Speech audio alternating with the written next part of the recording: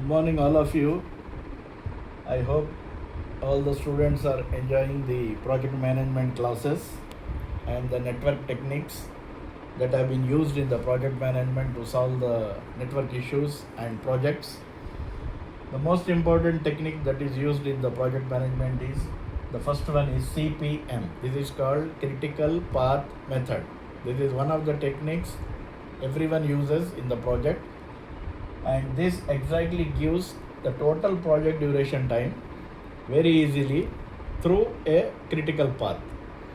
I would like to demonstrate now this particular CPM technique today by way of taking an example, a simple example, and you can follow. I have drawn this diagram with arrows using certain logic. So this diagram is depending on a logic. That means you can say this as an activity A, this as an activity B, this as an activity C, this an activity D, and this an activity E. So this project consists of 5 activities, and the interdependencies between the activities have been shown here, and the logic that follows the network that also is being shown. You can see the diagram why I have drawn. I have drawn a circle here, another circle, circle, circle, and circle, activity, activity, activity, activity, and activity. Now the thing is, why this is drawn as a circle? This particular thing is called to be an event. This is called to be an activity. This is called to be an event. This is called to be an event. This is event. This is event. The completion of activity is always in an event. So an activity is always in between two events. You can see here. Even there is a starting event, there is an ending event. There is a for B, there is a starting event, there is an ending event. For D, there is a starting event, there is an ending event. So all the activities will have one starting event and one ending event. This is the basic core of CPM network. Now this network, of course, before going to that, I would like to say that this is an initial event, this is a terminal event, this is a dual event.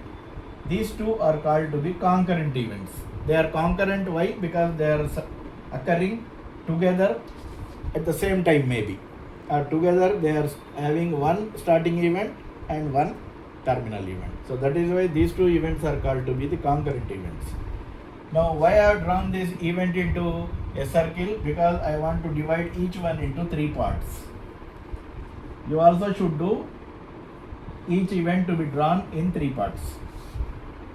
Now events can be numbered, number 1, number 2, 3, 4, and 5.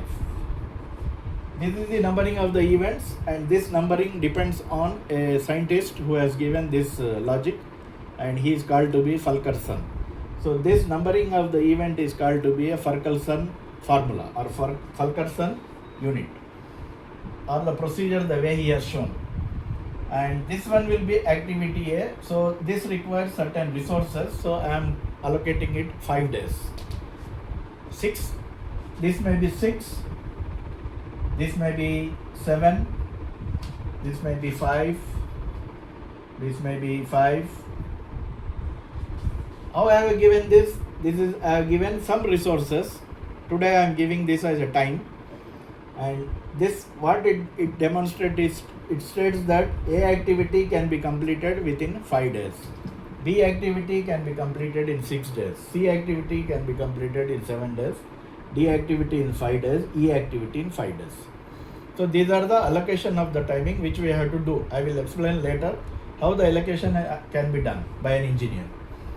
Now to start with the CPM process, that is critical path method, the basic aim what we have is we need to know the total project completion time.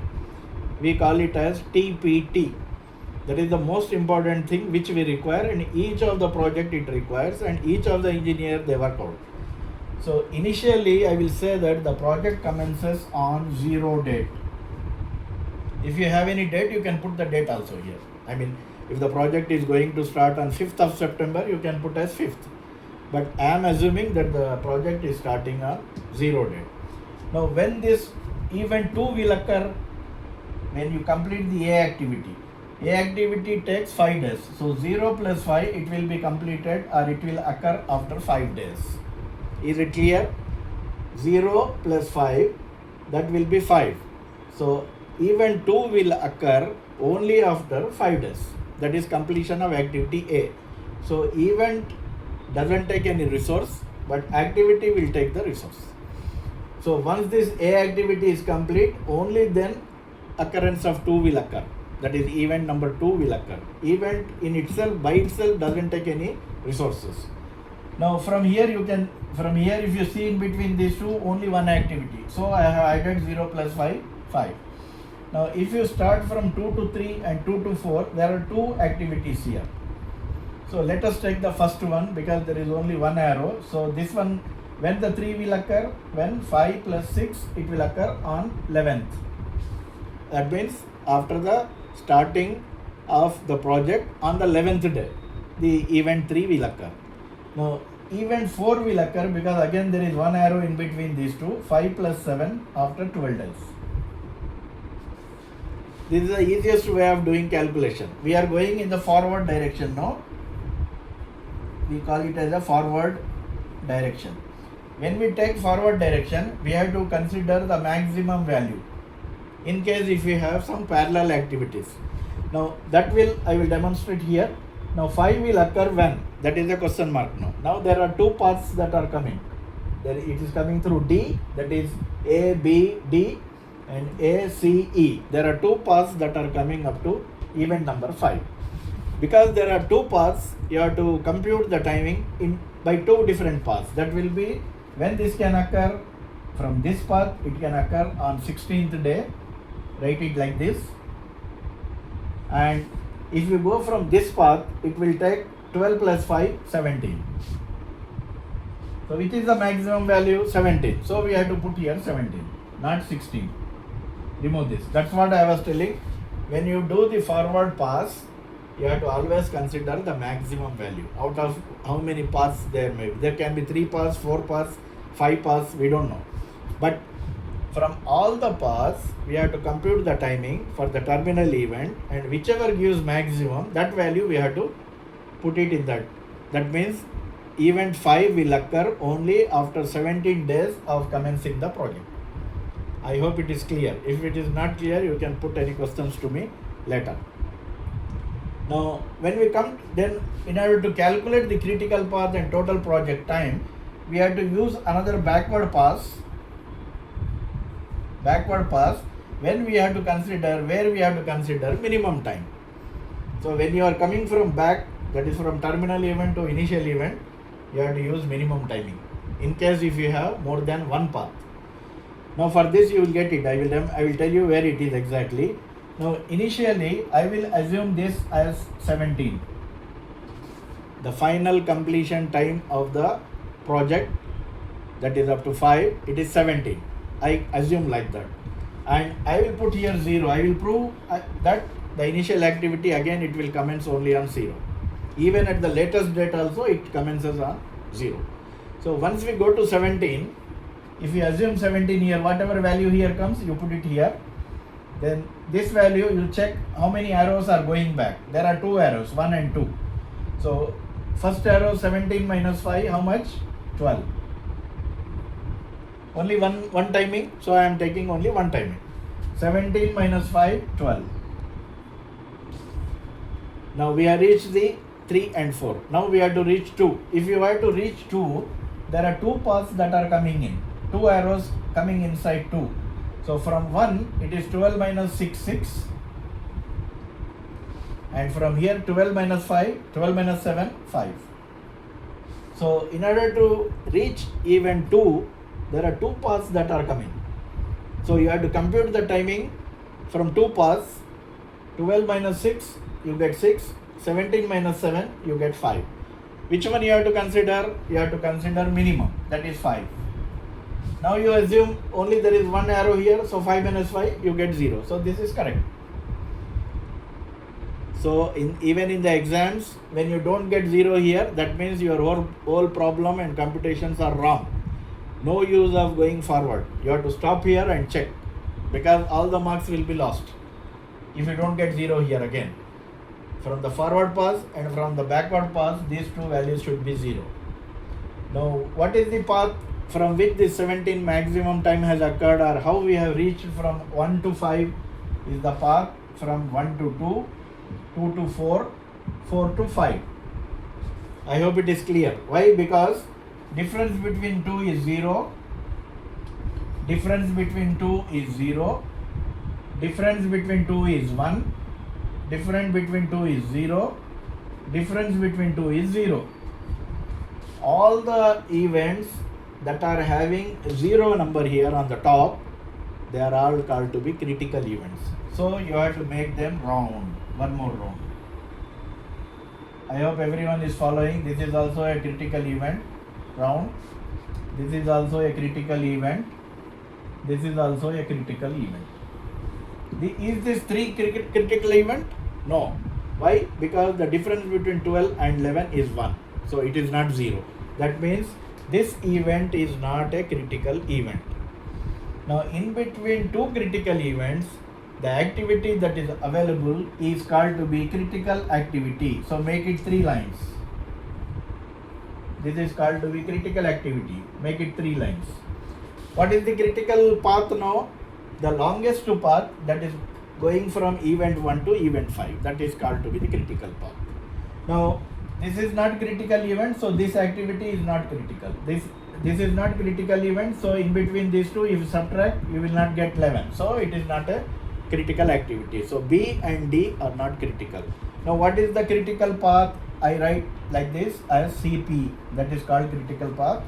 You have to write like this: 1 dash, 2 dash, 4 dash, 5, and underline. This is called to be the critical path. That is the maximum, the longest path from event 1 to event 5. Whichever is the longest path, that becomes the critical path. Now, what is the TPT? Total project completion time or total project time is 17 days. Whatever you get here is 17 days. So, whatever be the volume or whatever be the value you get via critical path is called to be the TPT. That is total project time. That means any activity, even if they have to complete, they have to complete only through the critical path. Now you can ask me one question, then what happens to B and D? They will also be completed within 17 days. There won't be any delay to the project. Exactly, that is the reason why critical path has been developed. All the projects, they have one critical path. Sometimes you will get more than one critical path also. There can be 2 critical paths, 3 critical paths, depending upon the situation. So now, I would like to emphasize the critical event, critical activity and timings. Now, whatever this 0 is called, what the difference between these two I have taken, it is called to be slack. It is called to be slack. So, all these 0, 0, 1 and 0, they are all called to be the slack. So, slack is associated with an event. Slack is associated with events. Wherever the slack is 0, it is called to be a critical event. So for all the critical events, slack has to be 0. For all the critical activities, there is another word called float. Float should be 0. For all the activities, there is a float. For all the events, there is a slack. Difference between this. So this we call it as TE. This we call to be TL. So TL difference, TE is the slack. We call this one as TL. This one as early time, that is TE. This is late time, TL. These are the nomenclature that is given. TE is called to be the early time. TL is called to be the latest time. So difference between TE and TL is becomes the slack. So if you try to see in between the critical activities, 5 minus 5 0, 5 minus 5 0. That means all the critical activities along the longest critical path, they have all the floats 0. That is why I have written here. So all the activities you can check, the floats will be always 0. So critical events will have slack 0, critical activities will have float 0. If it is not, then your problem is wrong. You have to stop there and then again recheck. There is no use of going forward, because if even the critical path is wrong, then you cannot do anything in that. So I hope up to there it is clear. So let me tabulate these readings again. I will make a tabular column and then I will try to tabulate the reading, because in the exams either a table is given based on a logic or network is given. This is called to be a network is given, or sometimes only logic is given in the written form, then you need to make a network, or sometimes interdependencies between different activities is given. What do you mean by that interdependencies? For example, B activity is there. B can start only after A is completed. That is called interdependency. That means activity B can start only after activity A is completed. It has been proved here. Now C can start or C can commence only when A is completed. C doesn't depend on B, B doesn't depend on C. This is called interdependencies or relationship between the activities. Now suppose D is there. D starts only when completion of B. E starts only on completion of C. E doesn't have any restriction on B. So D is not restricted by C. It is not constrained. D is independent there. But D is dependent on B. B is dependent on A. So this is called to be the interdependencies of the network. So either interdependencies are given, or tabular column logic is given, or network diagram is given directly. And then timings are given. These timings are given. In the exam, you need to make a network, then complete the critical path, find out the total project time, calculate the slacks, and then go to the tabular column where you will get all the floats, the computation of the floats. Now most important thing is, for A, this is called tail event, this is called head event. So this is for A, event 1 is tail event. For A, 2 is head event.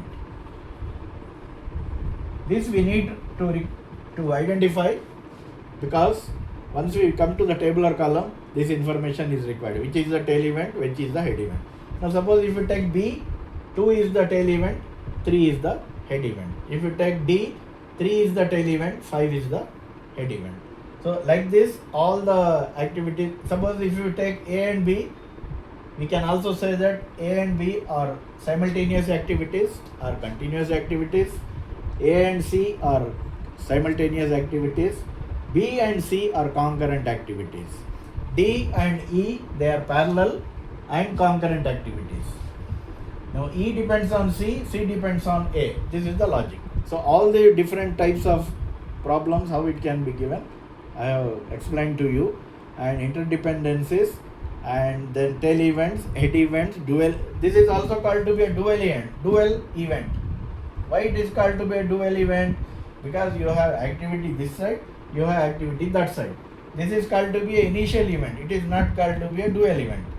This activity is called to be a simultaneous activity for BC. So when will BC will commence? Only after completion of A. This is the interdependency again. That means two activities are depending on A. Once A is complete,